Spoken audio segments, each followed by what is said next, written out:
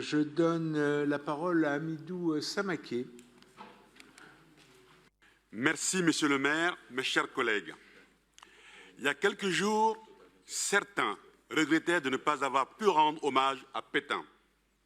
Qu'ils se rassurent, dans 10 jours à peine, ils pourront se recueillir devant la mémoire de Franco, ce champion autoproclamé de la régénération de la race. Pendant ce temps, une partie de la représentation nationale du pays des droits de l'homme a offert au Rassemblement national sa première majorité parlementaire. Le symbole est clair. On efface, on relativise, on minimise la responsabilité historique de la France envers les peuples qu'elle a colonisés. Oui, l'extrême droite se porte à merveille dans notre pays. Et non, elle n'a pas changé. Son discours reste le même, raciste, antisémite, négationniste. Je rappelle que lorsqu'Éric Zemmour répète que Vichy aurait protégé les Juifs, il falsifie l'histoire. La justice l'a condamné pour contestation des crimes contre l'humanité. Ce sont des faits, pas des opinions, pas des maladresses. Alors, quelle est notre parole à nous, élus?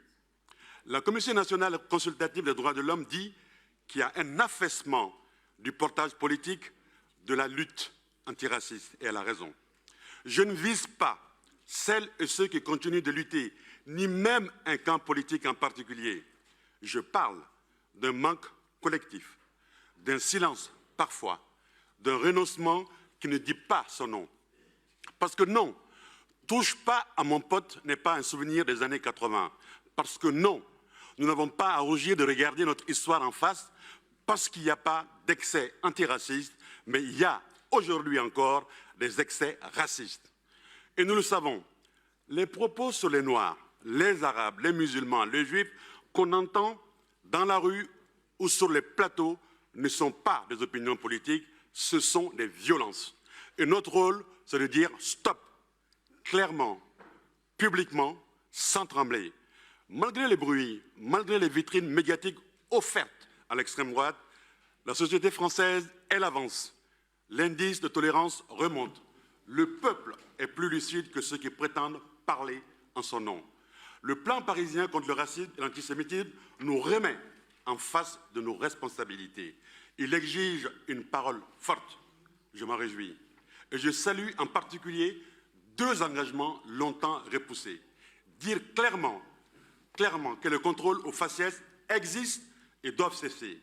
Affirmer le droit de vote des étrangers aux élections locales. Ces combats ne sont pas des reliques. Ce sont des lignes de front contre une citoyenneté à 2 vitesses. À Paris, nous sommes exemplaires.